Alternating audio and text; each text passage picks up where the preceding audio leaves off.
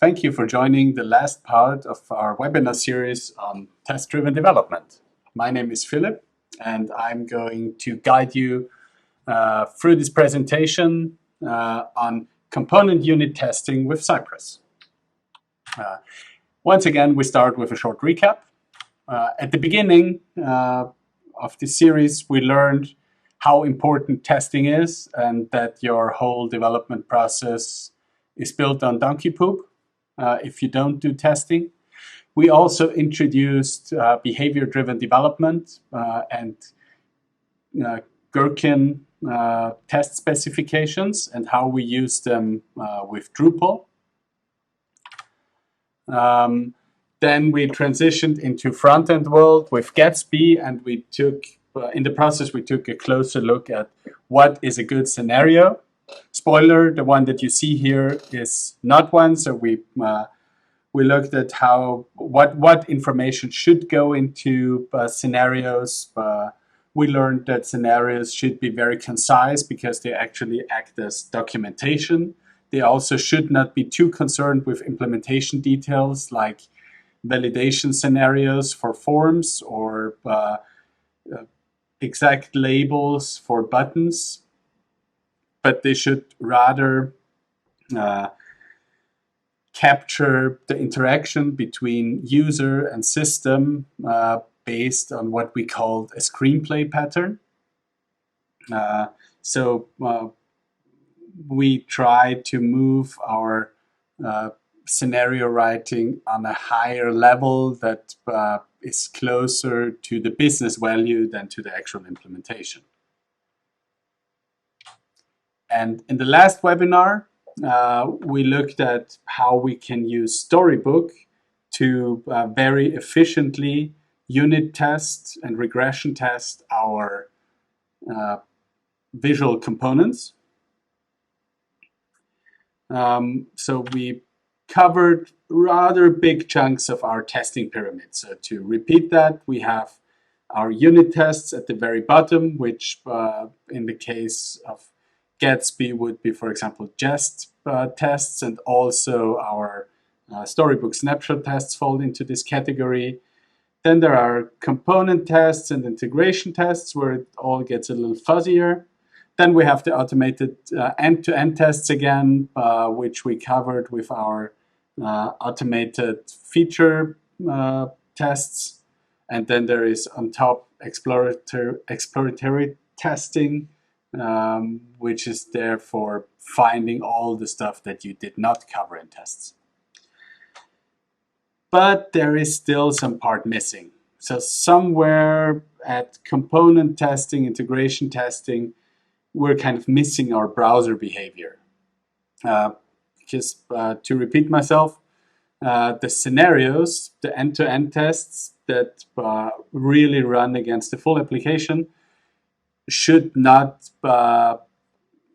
cover the full detail of the implementation. So they, for example, there should not be a scenario for every possible invalid input for the email input field, because this simply has no value as documentation, but it will make our end-to-end tests run a lot longer.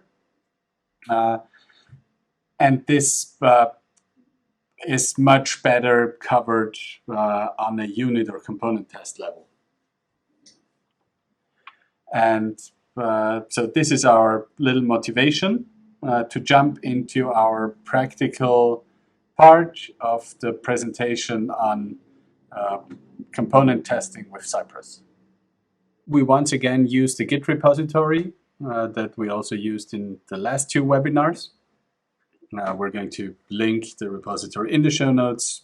You can just clone it. Maybe you still have it from the last webinar, and just call git pull. And you can just use the annotated Git history to recap the webinar afterwards, or just follow along right now. The last thing we did in the previous webinar was creating enough Storybook stories to fully test cover our components, and then generate visual regression baseline images with Loki. So Storybook and the test coverage can tell us that we cover everything, and Loki then can make sure that there are no regressions due to CSS changes.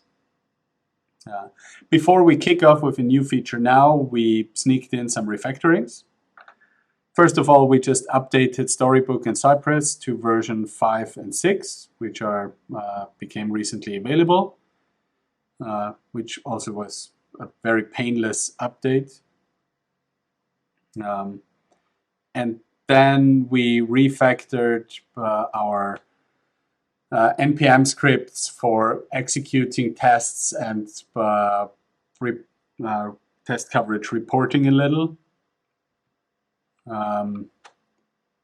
So there are dedicated commands to update jest snapshots, to run jest snapshots in coverage mode. There is a integrated test integration command that will automatically start the API and development servers, wait for them to become available, and then run the tests and dispose them again. We have some commands that operate on our test coverage reports and merge them, since we will have multiple sources of test coverage information after this webinar. And we have one dedicated test command that just executes all of the tests and does the coverage reporting, which we can just execute again and again. There are some other slight changes, like modification of where jest writes its coverage output and in which format, and some added packages, but in general, that's it. The next refactoring that we did is a little more complicated. To give you some history, in the last webinar, we learned how to use sign-on to stub out dependencies or hooks that are not executable in Storybook, like this use static query hook, which is executed by Gatsby. If it would be executed in Storybook, we would the Storybook rendering would fail because the Gatsby GraphQL API is not available. Same goes for an Apollo GraphQL API that we use in there. This has two sides to it. On the one hand, we are able to just render our components without worrying about the GraphQL APIs being available, because we just replace this at the hook level. So we stub out the JavaScript function.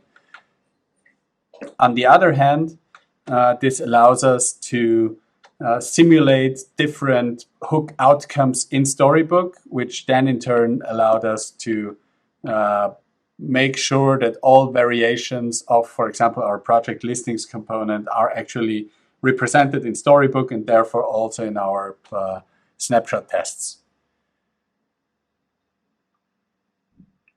And if you look at this implementation here, technically it is a hook, but it's not really a hook because we did not apply any custom behavior in there. It's more or less an aliasing of the use static query hook with a specific query to a given function name.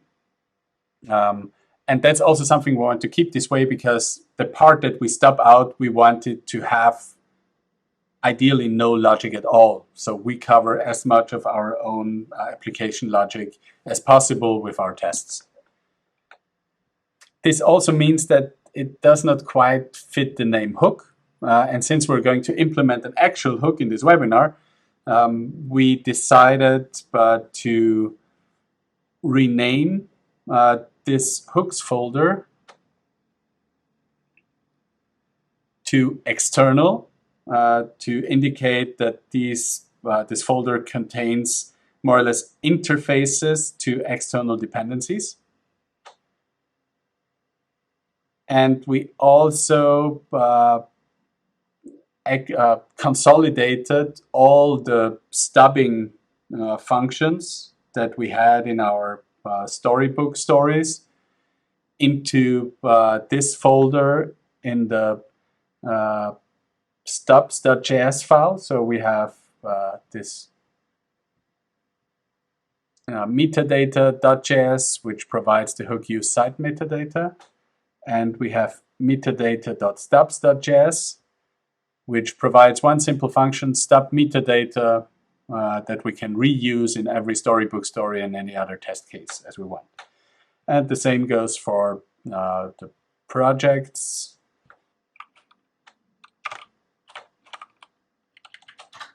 Hook. So this is again simply an aliasing of the hook invocation of the Apollo use query hook in that case. And the stubs function contains 4 variations. We can either stub with the list of test projects, we can stub it in a loading state with an empty project list, and we can simulate an error response. And we can see that our stories implementation becomes much more concise now, because we simply define the story, we call the necessary stubs, and render the component.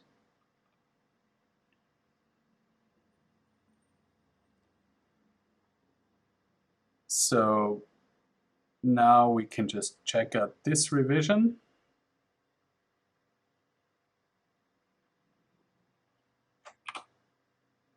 And run the full test suite.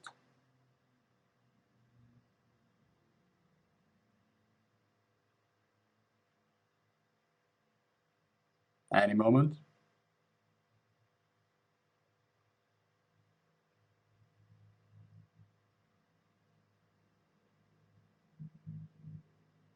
The test run is completed, and we get our coverage report. And we can see that there are a couple of holes in our test coverage. But on the one hand, there is the .storybook folder, which we consider configuration, and it is actually not something we want to put into our coverage metric. And on the other hand, there's our external folder, which complains to be not executed, which makes sense because these external function definitions have been stubbed out during rendering in Storybook. And we intentionally kept them thin.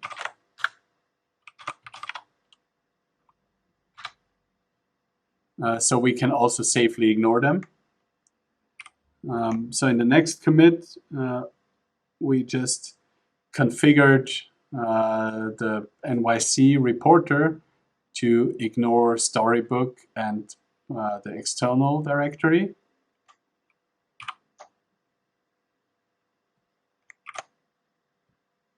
So we're going to check out this revision.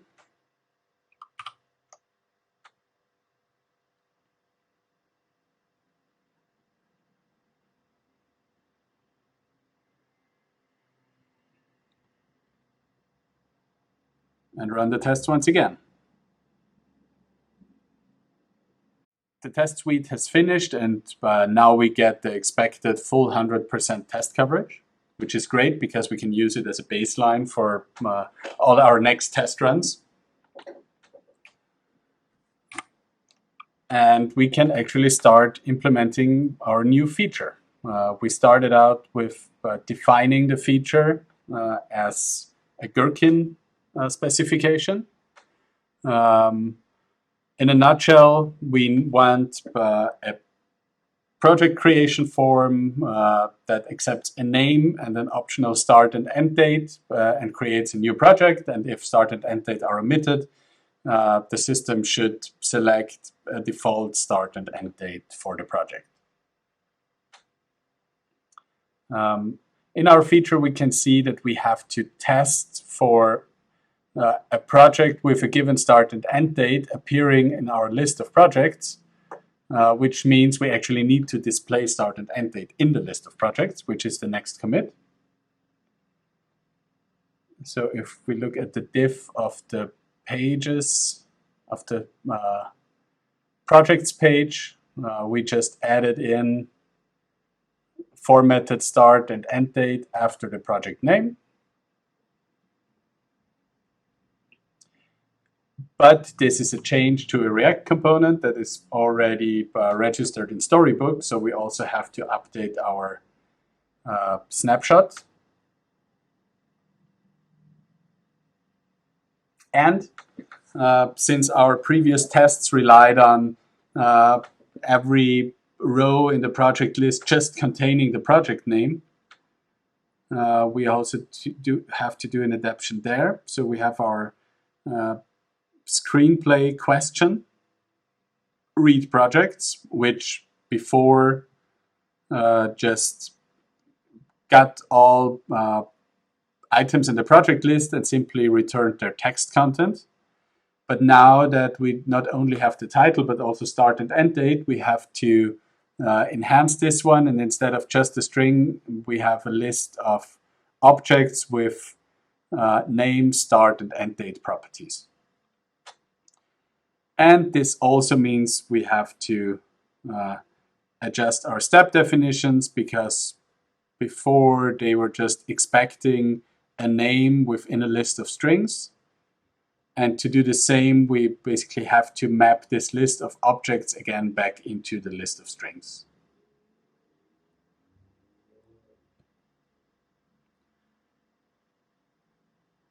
And since we're doing real test-driven development, we are going to write our tests first.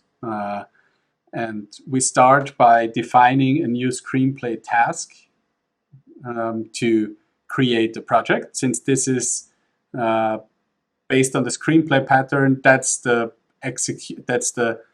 interaction that the user has with the system. The user intends to create a new project with a given name and perhaps a start and end date. And the system executes this. And this is like the business value. At this point, we don't care about, is it a form? Is the system asking with a chatbot? We don't care. And with the implementation of create task, we go into this, we capture this detail on how we expect to implement it. Because the task will search for an input text labeled project name and two more labeled start date and end date. And if the task is handed the properties, it tries to fill these values into the input text fields, and then it attempts to click a create button. So this is our task. And then we use the task to implement our step definitions. This is very similar to what we did in the previous webinars, but just to quickly sum it up, we have a step definition. For example, the list of projects now should contain a certain project starting today and running for 2 weeks. So this is the check on the project list after the user added a project without specifying start and end dates. And we reuse the recently modified read projects task. We expect that our the question project is in the list, and then we also filter the list for this specific project, and we assert that the start and end date is what we would expect. And very similar, the user creates a new project with given start and end date. So we calculate our start and end date strings, and then we just invoke our create project task with start and end date properties. So at this point, our tests are complete, and they completely fail because we did not implement anything application-wise. So the first new thing that we will need is a way for our GraphQL API to create a new project. So we modified our backend service. We added a project input GraphQL type, which covers the input that we expect from the user. And we added a mutation field that accepts this input and returns the new project object as an output. And all it does is accepting the input object. If start and end date are not set, it sets the default start and end date, and then it pushes it onto the array of projects. So this is a dummy implementation that obviously has nothing to do with what we would do in the real world. Then we add a new page shell for the creation form, which just means we add a new page that is picked up by Gatsby in the projects folder /add.js. And right now it's just an empty page with the title add project. And we inserted a link to projects add at the top of the project list. This again is a modification of the project list that is already covered in our Storybook snapshot tests, so we have to refresh them again, and we can see that the new link appears in there and is correctly rendered. And now we go back to our external directory because we have some new external dependency we want to interact with. Now it's the add project mutation.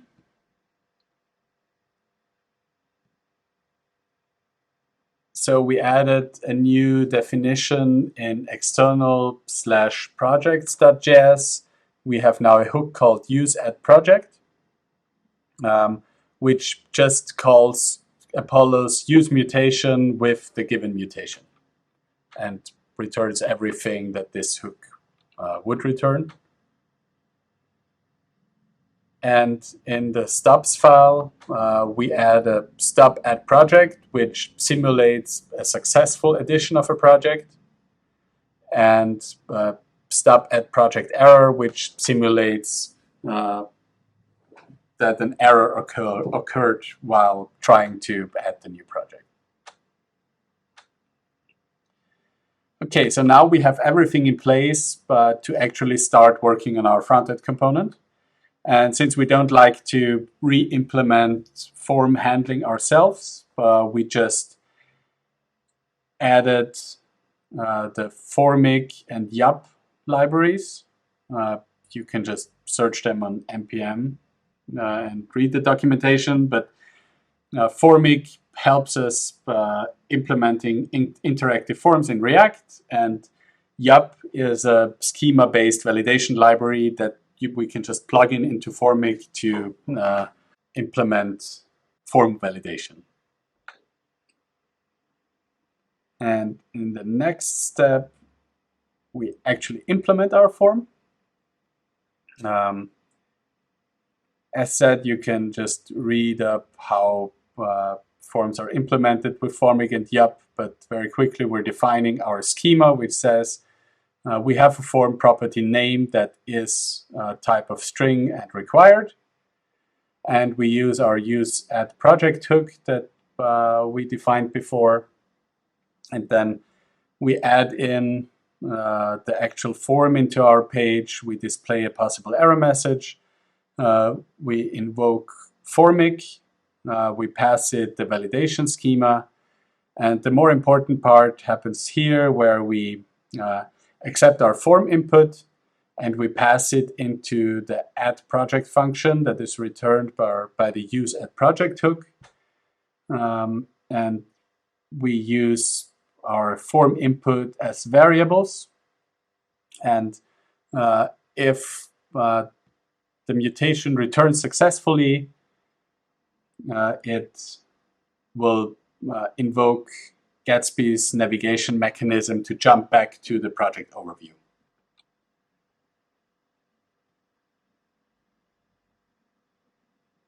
So we can again just check out this revision.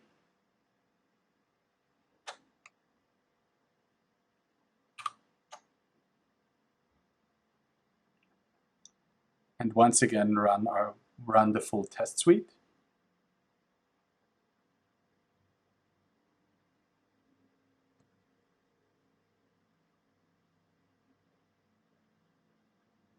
There it goes.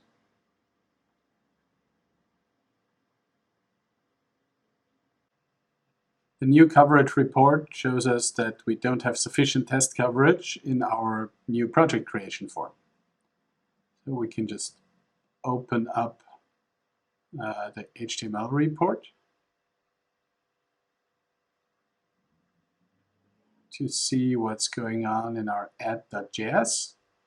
And as kind of expected, the form submit hook is not covered because our coverage is purely calculated from Storybook snapshots right now, and they don't do any interaction. They just straight render components in different states. And our end-to-end integration tests don't do test coverage at all, since they're not supposed to cover everything. But as explained before, they only should cover the core business value. So we need some other tool to do that.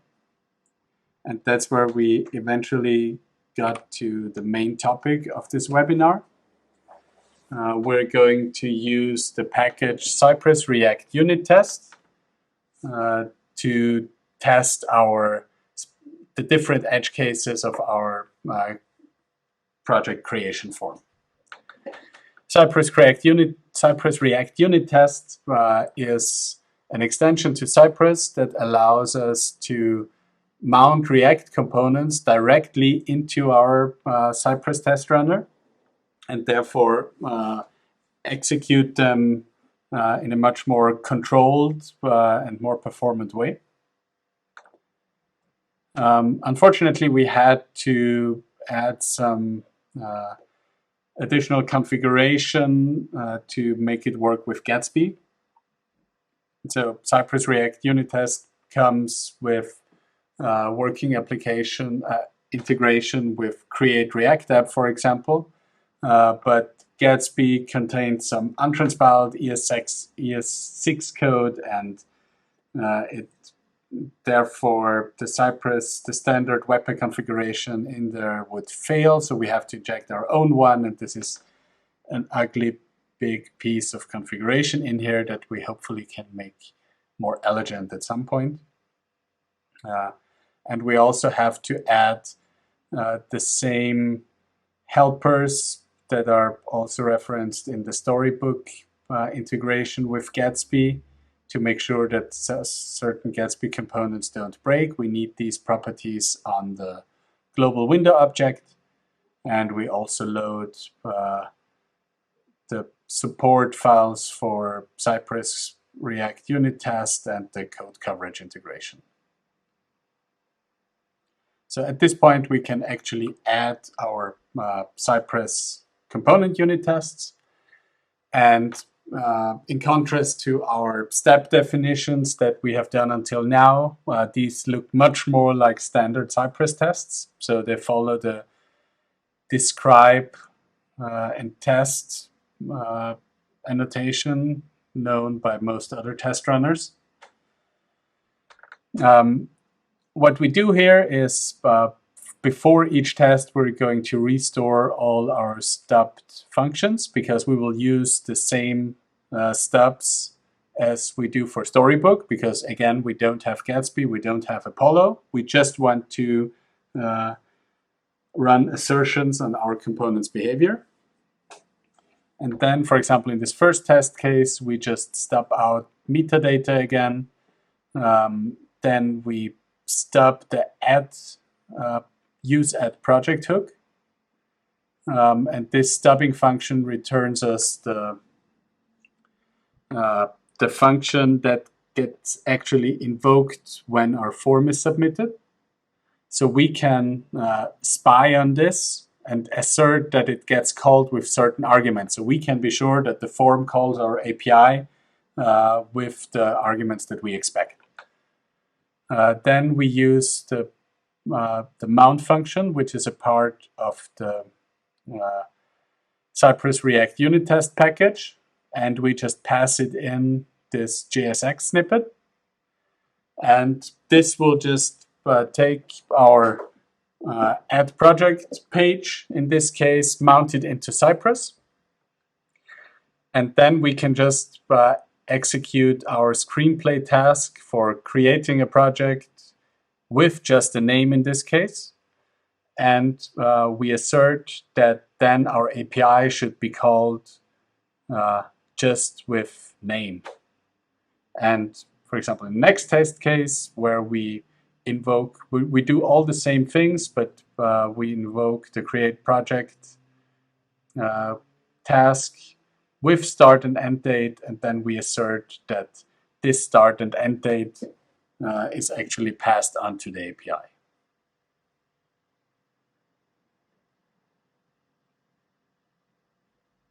So now we can check out this revision and attempt to execute it.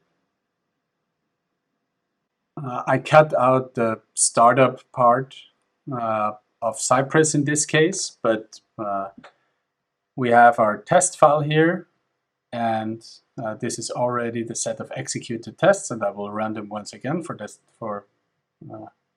presentation.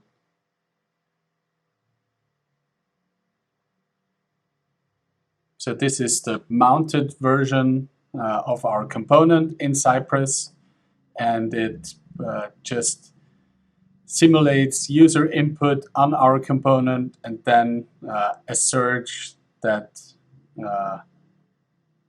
functions in the background have been invoked. So there is no real API in play currently.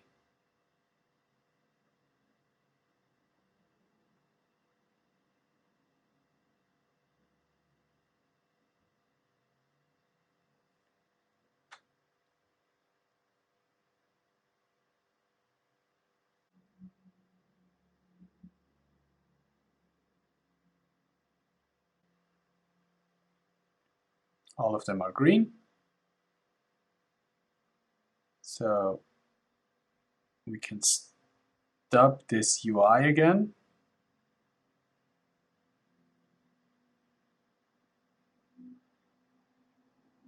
And we can attempt to run our full test suite and see how our test coverage changed now.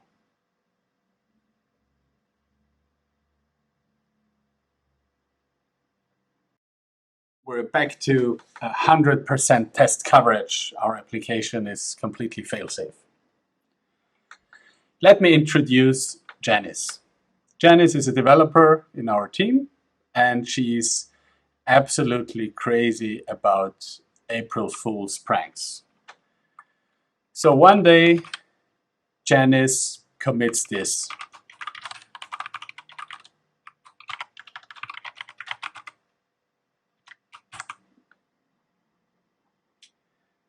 Janice just pushes this to production. She kind of expects the tests to fail, but somebody else to find it and question her sense of humor.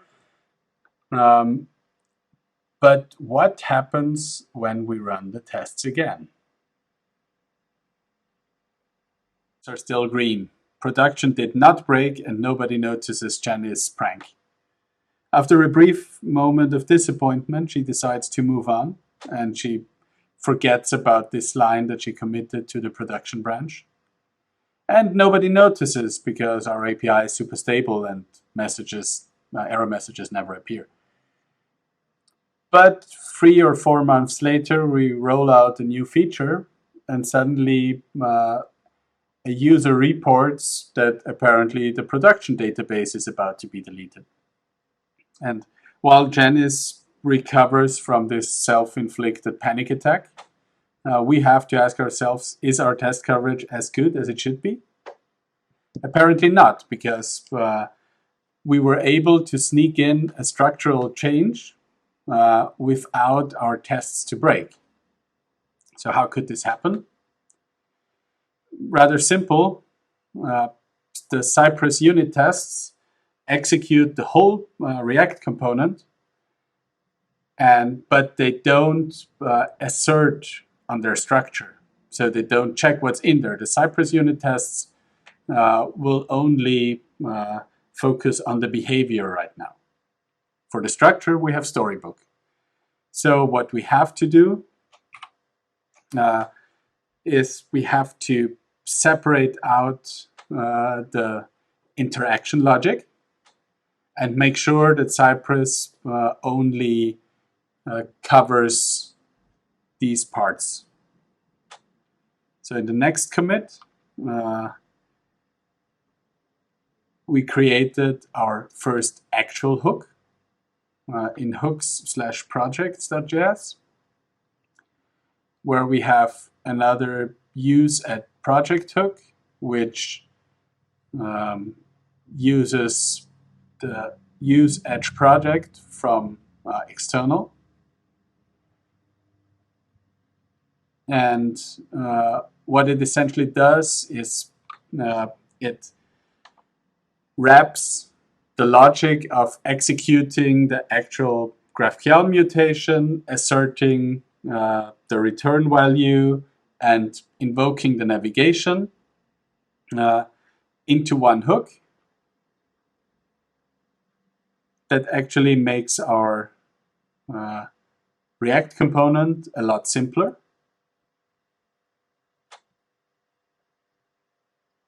Because we don't have to deal with inline callbacks. And now we can configure the reporter to make sure that when we run our Cypress React unit tests, which we, here it is, marked with an environment variable to tell it that please cover only the hooks now.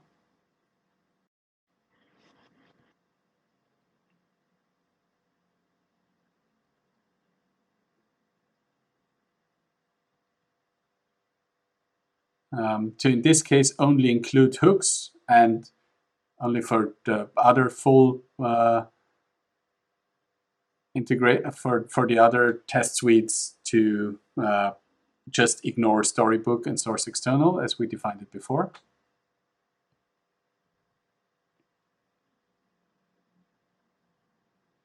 And if we check out this revision,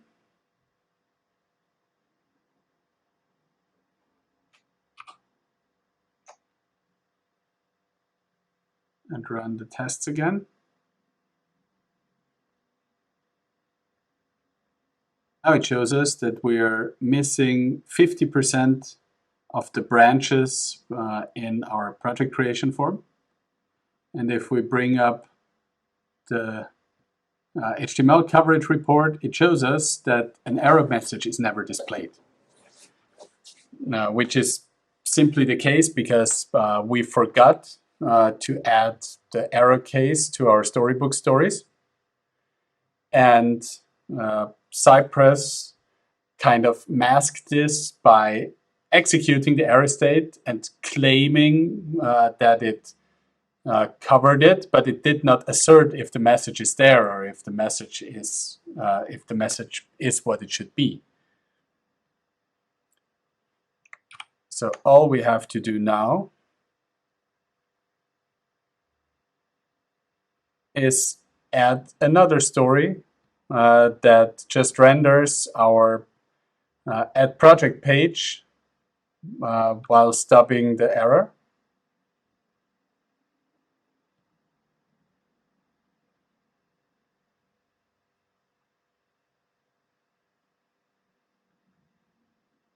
And if we check out the latest revision and run the tests for one last time,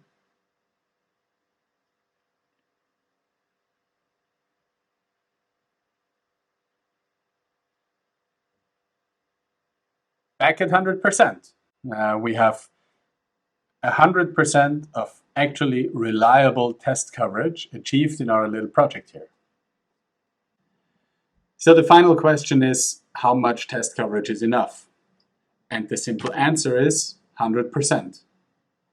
There are a lot of tools and guides that suggest to set test coverage thresholds at 95%, at 70%, at 80%, which don't make sense in my opinion, because any test coverage that is not 100% is fuzzy, and you don't exactly know what's in the 3% that is not covered by tests.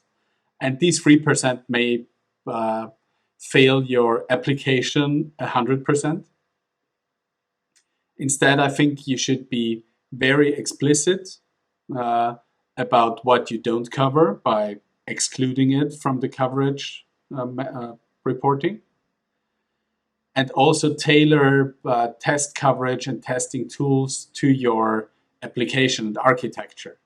So it's very easy to achieve high test coverage when structural tests like Storybook snapshots are used to cover like this huge ground of static components, and very specific implementations of, for example, Cypress behavior tests, or also jest hook testing is used for interaction hooks to make sure that they work.